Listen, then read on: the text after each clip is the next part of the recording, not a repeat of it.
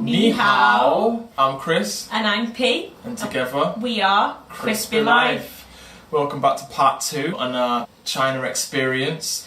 So today we'll be talking about Beijing, Pingyao, Lijiang and Tiger Leaping Gorge. So after Xiahe, we went to Beijing. Now, our time in Beijing was mainly filled with shopping. We had the most terrifying experience, a near-death experience on the Great Wall of China. We also visited the Summer Palace. Now, the Summer Palace is a huge, massive lake that is filled with things like pavilions, temples, lots of like really pretty bridges. Yeah. It was nice. It was really atmospheric. I remember along like the huge river they had like a dragon boat. It was just a tourist dragon boat. I remember one guy writing in Mandarin on the streets, and I think he was just using water. It was nice. We just took our time and just took in the scenery and took pictures and things like that. But it's a really big complex, the Summer Palace. So the other place that we went to was the Tiananmen Square. These guys do not move or flinch. They stand still and the glasses on.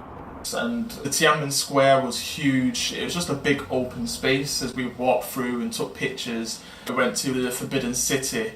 Apparently it's the biggest palace, is it? Yeah, one of the biggest palace complexes in the world. Yeah, in the world, and the place is huge. I didn't expect the enormity of it, but it was just mainly like palace complex, gardens, squares, museums. So moving on, the next place is Pingyao. Now Pingyao is one of the most preserved ancient cities. When you think of traditional China, generally you conjure up a place like Pingyao because it's got the traditional brick buildings, the tiled roofs that are curved, the cobbled road, red lanterns hanging from like the roof. We loved walking through the alleyways off the main streets because there was less tourists there, so you got to really feel the ambience of the place. When we was walking around in the mornings, you see a lot of the locals out doing the Tai Chi, like the exercises, or playing badminton, just in the open space, just near the walls, and it was just really relaxing and calming to see people up early in the morning doing an activity.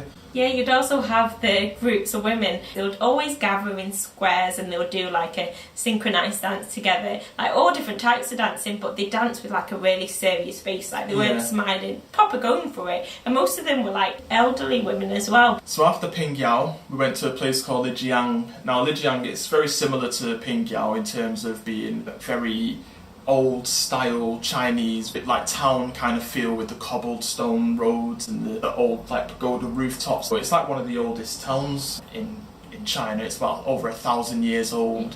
It's got the nickname of the Venice of China, just because of the rivers and the bending roads and the small bridges that go over it. We just loved meandering the streets.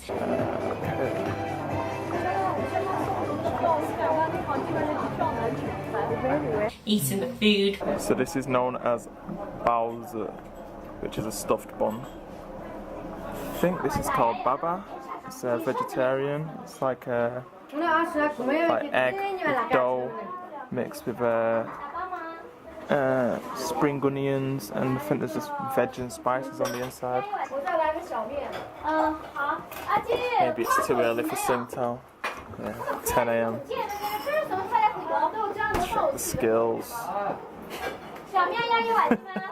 Pressure. Letting us down. It takes me 5 minutes to settle into it. But after 5 minutes, the skills are better. Good. Good.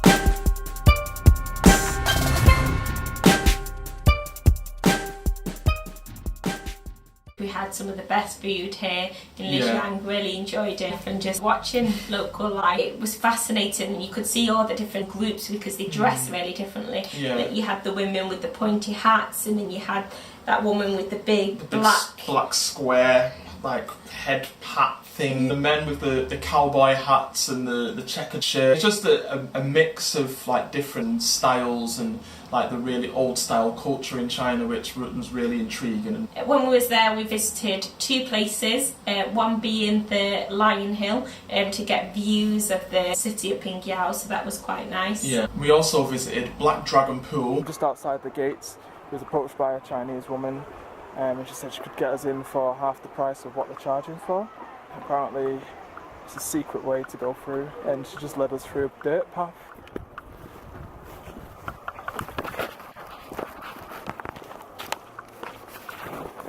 Now we're currently in the entrance bit. Yeah, so we only paid about 60 for the 2 of us as opposed to 80 each. It's filled with lakes and pavilions, and it's got like a really good view of the Jade Dragon Snow Mountain. It's far off in the distance, but it's an immense mountain when you see it, like a snow-capped peaks. So the main reason that we went to Lijiang was because of Tiger Leaping Gorge. It was a 2-day trek across a path that was just cut into the mountainside. So below you had like breathtaking views of the gorge, and if you look up you can see the mountain top. I was like just in awestruck of it. I just couldn't stop looking at it as I was walking. And the thing is with this trip as well, it was a self-guided one, so we didn't have a guide, there was just a group of us, and it was just one of the most scenic of treks that we've ever done. It like was. Every corner you was like wow, wow. We said wow so many times on that trek. Wow. You have to cross the waterfall.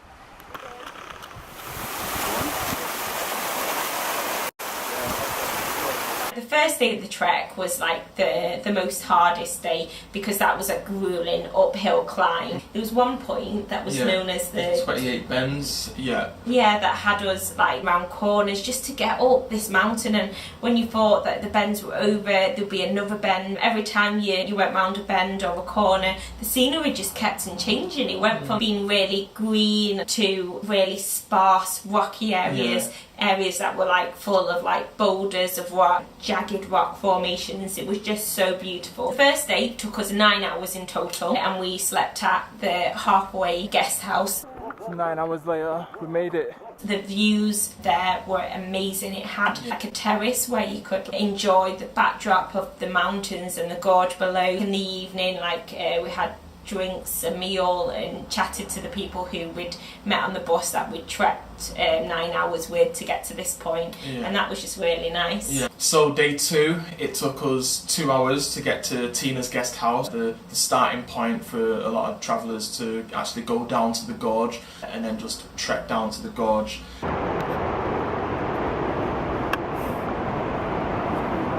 Yeah, backwards is probably safer bet. And then we get to the bottom, and then you see the river. Legend has it that there was a certain rock that Tiger jumped from to the other side. It jumped over this raging river, and that's how it got its name, Tiger Leaping Gorge.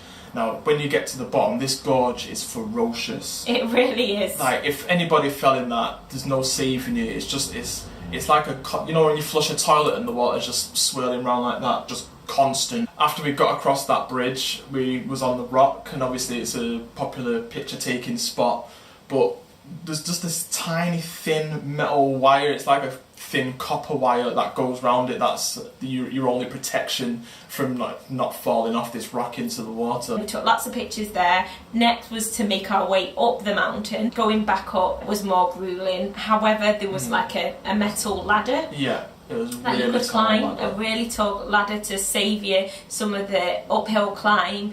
So we opted to pay a small fee to climb this ladder. Chris went first. Yep, so I went first. Now this ladder, like we said, is tall, and every now and then I kept looking down to make sure Precious was okay, and I was taking pictures of her as I was going up. But you pretty much like froze on a couple of points just due to the height. At points my hands were sweating, so I felt like my hands were going to fail me and I was going to fall off this metal ladder. So at one point I froze off and I literally hugged this ladder because my hands were sweating so much. It was terrifying. I was glad I did it and I made it safely to the top, but it was a bit of a frightening experience. Yeah. So the final bit after we did the ladder, it was like an hour trek back to Tina's hostel, and that was the worst bit for me, the hardest bit, because I trekked for 9 hours the day before. My legs just given out on me.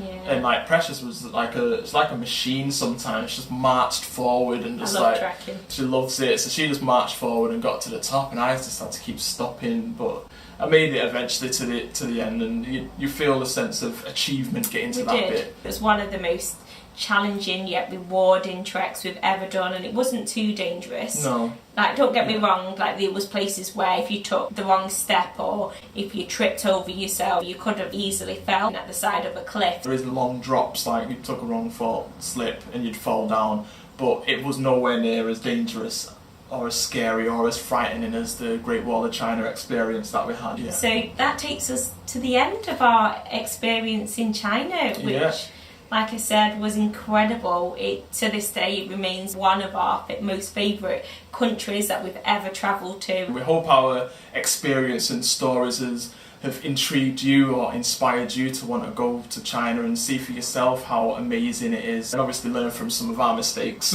as well. Well, if you've liked this blog and you want to see more of our travelling adventures in Southeast Asia, South America, India, Japan, all these other places that we've been to, stay tuned. Remember to give us a thumbs up, leave a comment, and press the bell to get a notification of our future blogs. We have been to quite a few countries, so just leave a comment, let us know where else you want to hear about, and we'll do a blog about that as well. But until then, we'll see you next time. Remember, we post Monday and Friday. 再见. 再见. Monster.